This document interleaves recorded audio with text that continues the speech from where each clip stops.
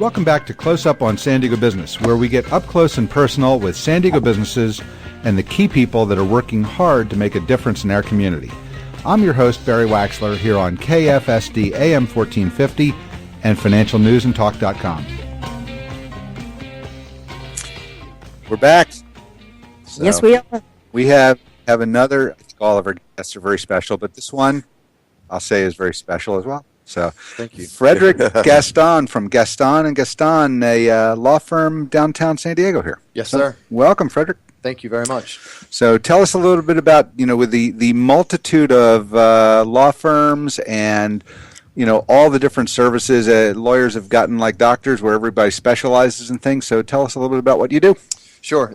It's business from soup to nuts. And honestly, I think for those that follow the industry, and most people probably wouldn't, the legal industry has changed an awful lot since the meltdown, just like a lot of other businesses. And the old firm model with the billable hour has pretty much gone away. There's still some of the larger guys that are still there, but the medium firms have totally gone away, and the new term is boutique. But in my term, I'm a third-generation attorney. It's just good old-fashioned lawyer work, right? Which means you actually sit at the table with a client and learn their business and give them exactly what they need, whether it's the startup, whether they're looking for more money, whether they're looking to sell, or if they've got some kind of problem with a vendor or something like that. So, well, you just mentioned startups, and we've been talking a lot about Monos Accelerator here. So tell us a little bit about what you do for startups and how you can help a startup. Sure. Well, I'll take one of my favorite clients. It's the La Jolla Brewing Company, which is set to open within the next 3 weeks or so. And, it is Beer Week this week, and it's become absolutely fantastic, the beer in San Diego. We're a global resource now. We're becoming the capital of beer for the globe. And these guys came in. We wound up finding the right elements. But these guys had a little bit of money. They had an idea, and how do you do that? And as a lawyer, you don't just give them paper and give them a billable hour. You wind up introducing them to the right people, and that's people who have run other businesses, run other restaurants. They're familiar with La Jolla. They know how to make beer. We wind up pulling one of the best brewers from Green Flash, who's local. Wow. Pulled one of the purveyors from Dirty Birds, another local guy, helped put it together, and putting together talent. And so traditionally, people don't think of lawyers as a recruiter for talent, but that's what you're supposed to do. And so, I remember back in the early '80s when I was in a completely different industry, and we were setting up a business for it was a side business for a law firm in North Jersey, and I was teaching him how to hire and train salespeople, and I took the attitude that he didn't know how to sell because he was an attorney.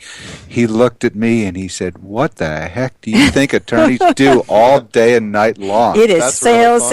Yeah, selling the judge, selling the jury, selling the client, whatever it is. Well, here's another funny story. This is a friend of mine who's in finance. This has been another huge market recently because finance has been so crazy. A lot of guys are leaving the big houses, starting their own shops.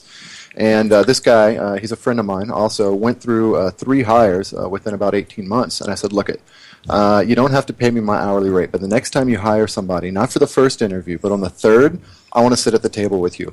And what did he say? He said, absolutely. My wife told me I have to. Yeah. So you're working with some of the local beer companies. I used to do some work with some guys up in Oceanside.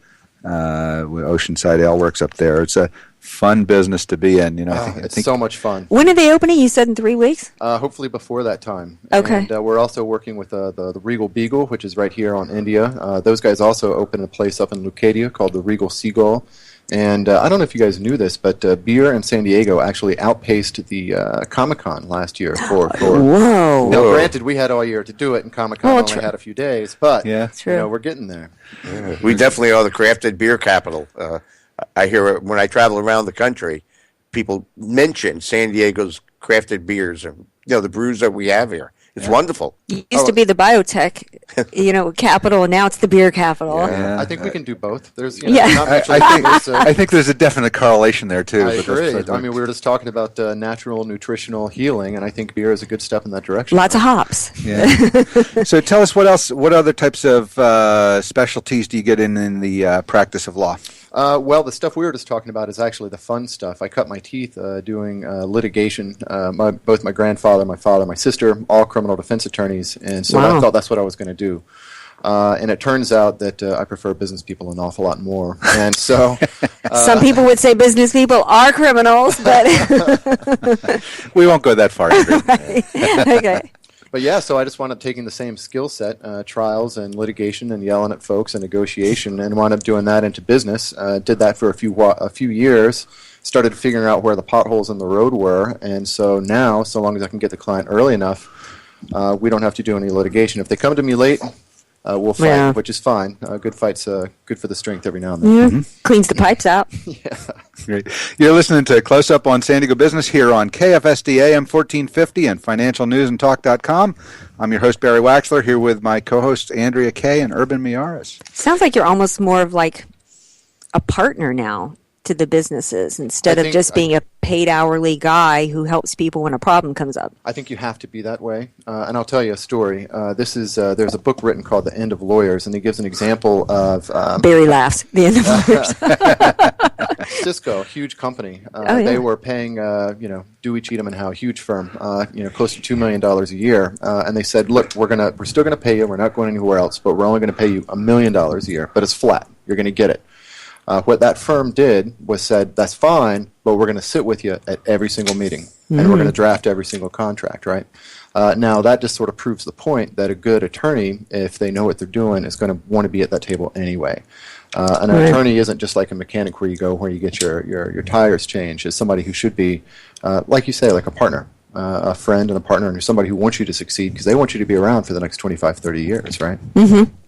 Yeah. Otherwise, you have to keep on selling to find a new client. That's exactly right. That's right. Yeah, it's interesting. One of the things that I promote heavily in my practice is getting all of the advisors on the same page, and so few people really understand the magnitude of what that does. If the attorney understands what the accountants and the tax people are doing, what the financial people are doing, what anywhere all the way down to mortgage, debt, you name it, you get everybody on the same page. It's a marvelous thing for that business entity, So when I hear what you're doing, I think that's great. Yeah, Barry, it's so critical. When I advise people as starting a business or working on their business plan, you have to have a section of your coaches, just like a sports team. And right. attorneys are one, CPA is one, financial planner, and it goes, that's based on your industry, it goes down the list. Whether you're paying them now or not, get those relationships on paper and find out who you're going to talk to when you need them. That's right. And even before that, what I advise to a lot of my clients, and actually the most successful ones that will do this naturally, they already have a network. They may not think of it as their war counsel, but maybe it's their wife or their sister or their father or whatever, but they sit around the table and they round table issues. And it makes it great for the professionals like yourself, an advisor, lawyer, CPAs, because when they come, they've already gone through, they've chewed on most of these issues, and they already have a goal and direction in mind.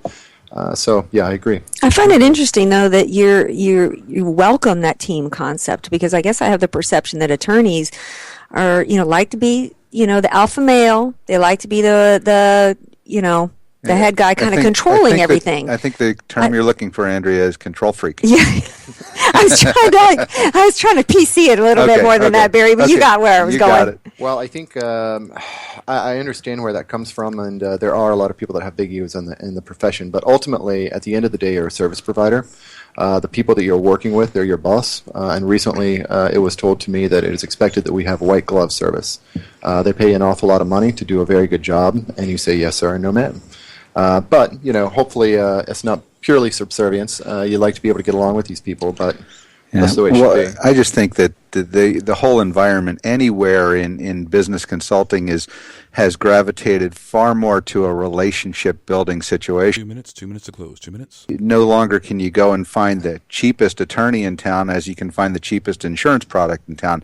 You have to find something that you can build trust in and grow with. Yeah, in the couple minutes we have remaining, I know you're getting into an interesting area of law, the surrogacy and fertility area. What can you want to tell us really briefly on that? Sure. It is a growth industry in California. It is the best state in the globe for it. I know a lot of doctors in town that I've been working with, and it's international, mostly folks that are coming in from primarily China, but also Europe, to help start a family. And I've been working on that as well. Fascinating stuff. That's interesting. Great. You have to come back in the future and keep us informed of your progress on that I would and love what's to do going that. on with that. Yeah, and when you do come back, bring some of those beer samples. Yeah. Please. Yeah, it's, Well, I think I just made an executive decision that we'll probably go with Frederick and we'll go do the next show on location over at the grand opening. At the I La think I Jolla can Brewing make that Company. happen. Yeah. No problem. Well, Frederick, before we go, tell our listeners how they can get a hold of you. Any contact information? Sure. The easiest way is just give me a call, 619-398-1882, or you can give me an email at info at gastonandgaston.com, GASTONandgaston. Great. wonderful. Yeah. Thanks for being here. I think we're just about out of time here, so I want to thank everybody for being here. We had Deb Hubers and Will Goen and Frederick Gaston, and of course my co-hosts Urban Miaris and the lovely and talented Andrea Kay. You know, we need to have this on television. Every time I say that, we see her face light up and her head turn the same way. We'll put the YouTube of me glowing alongside you at the Valley dancing at the Valley High. Oh, okay. Well, Well, I can maybe. second and confirm. I can confirm this for those who can't see. I mean, Yeah. You don't want to see the pictures that I imagine. Yeah, great. Well, you're listening to Close Up on San Diego Business, and we are just about out of time. We appreciate you listening. And for Urban, Andrea, and Fred, and everybody, thanks for listening. We'll see you next week. You got it. thank you very much.